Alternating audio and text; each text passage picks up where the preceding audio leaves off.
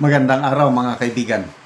Bigyan natin ng reaksyon, opinion ngayon, itong post ni kapuso mo Jessica Soho. Sabi niya, Congressman Kiko Barsaga sinagot ang mga pinaparatang sa kanya. Cavite 4th District Representative na si Congressman Kiko Barsaga nakapanayam ni Jessica Soho. Dito sinagot ng mambabatas ang ilan sa mga mainit na isyong ipinaparatang sa kanya. Panoorin ang video, ang full interview, yan, nakalagay na dito yung mga link. Ito, trailer lang ito. Dito ka sa labas. Yung ibang mga congressmen nandun sa loob, pinapapasok. Ano yun, ayaw kang papasukin? Hindi, may pending meeting ako with Speaker Romualdez kakausap. Tsaka gusto kong sabihin sa kanya, ay, bye-bye. Bye-bye, crocodile. Bye-bye, crocodile. Una sa lahat, ang kalaban ko talaga ay si Martin Romualdez kasi siya yung doon nag-umpisa lahat ng mga issue ko. Tapos, si BBM naman, nisip ko, baka protektahan niya si Romualdez. So, kinalaban ko na din si BBM. Grabe. So, hindi totoo yung sinasabi nila sa'yo, ni Congressman Puno and the others. You are questioning your mental fitness. The burden of proof lies with them. Kung sila yung magsasabi na baliw ako o may problema sa utak ko or I'm mentally unwell, then they are the ones who have to prove it. Bakit ka daw ba? Isa pa. Trailer lang ito. Sabi na parang, Noy yan, nung ginagawa niya, hindi yan yung gawain ng mga normal. Kasi sabi ko, ang response ko naman yan, kay Kong Ferrer of Gentry, ang response ko naman sa kanya, ano gawain ng mga normal na congressman? Magnakaw? Grabe, oh. So, ulitin natin. Ang ganda. I notice nandito ka sa labas. Yung ibang mga congressmen nandun sa loob, pinapapasok. Ano yun, ayaw kang papasukin? Hindi, may pending meeting ako with Speaker Romualdez kakausap. Tsaka gusto kong sabihin sa kanya, ay, bye-bye. Bye-bye, crocodile. Una sa lahat, ang kalaban ko talaga ay si Martin Romualdez kasi siya yung doon nag-umpisa lahat ng mga issue ko. Tapos, si BBM naman, nisip ko, baka protektahan niya si Romualdez. So, kinalaban ko na din si BBM. Grabing tapang, oh. So, hindi totoo yung sinasabi nila sa'yo, ni Congressman Puno and the others. You are questioning your mental fitness. The burden of proof lies with them. Kung sila yung magsasabi na baliw ako o may problema sa utak ko or I'm mentally unwell, then they are the ones who have to prove it. Bakit ka daw ba meow ng meow? Kasi mahilig ako sa posa. Sabi na parang, Noy yan, nung ginagawa niya, hindi yan yung gawain ng mga normal. Kasi sabi ko, ang response ko naman yan, kay Kong Ferrer of Gentry, ang response ko naman sa kanya, ano gawain ng mga normal na congressman? Magnakaw? Sa poll. Okay. Grabe, no? Siya lang ang may tapang. Sabay niyang kinalaban ang magpinsan. Binabanatan niya silang dalawa. At sabi niya, hindi ako takot. Baka pwede na nila akong ipakulong. Sabi niya, anytime. Or pwede na nila akong i-expel as member of Congress. Kaya lang, I will fight till the end. Lalabanan ko ang korupsyon hanggang sa dulo ng walang hanggan. Salute sa napakatapang na kongresista. Issue, baliw. Anong sabi ni Congressman Garin, dahil doktor sabi niya, may pagka-special siya. Special daw anong response niya is parang, nakalimutan ko basta sa isang sagutan nila is, sabihin mo naman, ito pala, Garin, sabi niya, huwag kang meow ng meow. Sabi ni Garin. Sabi niya, sabihan mo naman yung congressman dyan, huwag nakaw ng nakaw. Unbelievable na tapang ng kongresistang ito.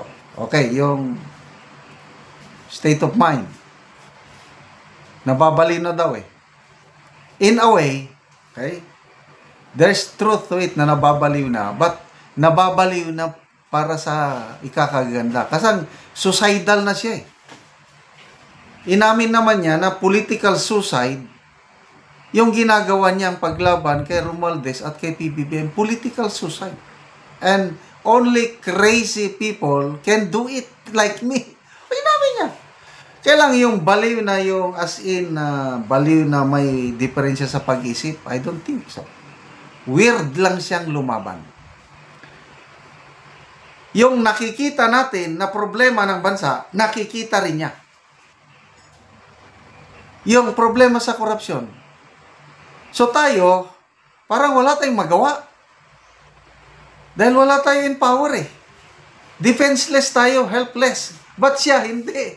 May magagawa siya dahil kongresista siya. That makes him so special, so napakasikat na niya ngayon eh. Kailan ko lang nakilala itong Barsaga na ito, mga more than a week ago, nung magsimula siyang magsalita against kay Romualdez. When you're facing a formidable enemy, you need something unorthodox, out of the box to defeat that giant. Oh, kagaya si David and Goliath. Parang baliw si David na bakit niya lalabanan na kung sa Bible na is cubit. Kailang kung ikuan mo sa faith, more than 9 feet tall si Goliath. Ang kanyang height. You can just imagine, yung pinakamatangkad na NBA player, 7'6", 7'8". Si Goliath, 9 feet 6 inches. At ang laki. Si David, shepherd boy. Di ba? Baliw. So, anong panlaban niya? Conventional weapon noon is shield and sword. Tinanggal niya, ayoko. Yeah. Oh. Anong ginamit lang? Sling and yung sling. Ganun lang.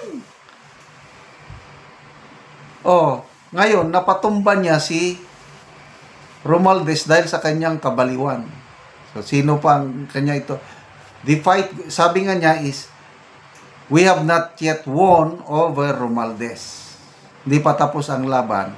Kasi, nandyan pa si PBBM, nandyan pa si Saldico. Kaya tuloy-tuloy ang laban niya. Suportahan po natin itong nag-iisang kongresista. Actually, hindi naman lang siya nag-iisa. Meron pa tayong mga matitinong kongresista. Ano to? Toby Chanco, Congressman Albi Binetes, Congressman Leandro Libeste, Congressman Albi, sino pa? Edgar Erese. Hindi lang sila katulad ni Barsaga na direct, head-on yung laban niya kay PBBM and Romualdez. Gusto lang niyang ma-stop itong talamak na corruption sa ating bansa. Okay, salamat mga kaibigan sa inyong pagsubaybay sa ating channel. Nakakatulong kayo ng malaki sa tribong Talandig ng Bukidnon dahil ang income natin sa channel na ito is pantulong sa tribo. Sa ngayon, namimigay tayo ng libreng yero at pako para ma-repair ang sira-sirang bahay ng Talandig. Tumutulo na po ang bubong nila. So ito, panoorin nyo ang video na ito.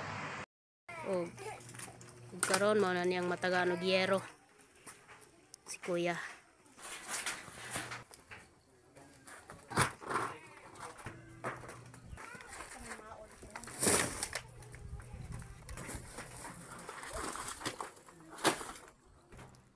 Og muna ni ang balay ni kuya nga guba na kay gikuanan lang isapahan na og cellophane kay tulo na gid kaayo pag muulan.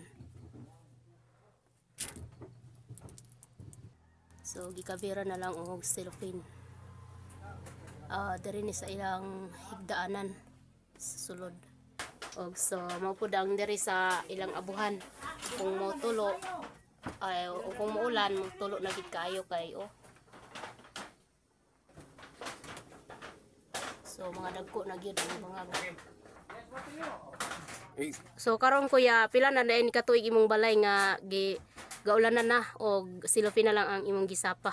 Tulunan sa kunon gini, tulunan ni katuig. So to 3 years na daw. So na kay anak kuya.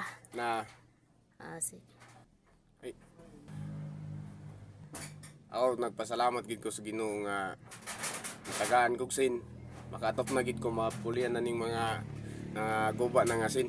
Sige kuya.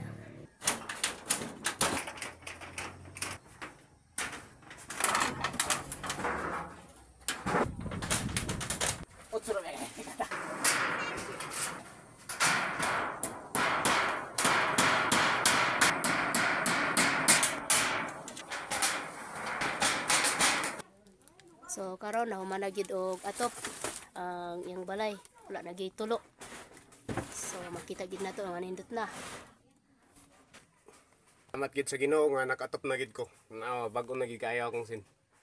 Ug labi na sa nag-sponsor ani, daghang kayong salamat. Sige, salamat Daghang po. pa yung matabangan. Okay, sige, salamat.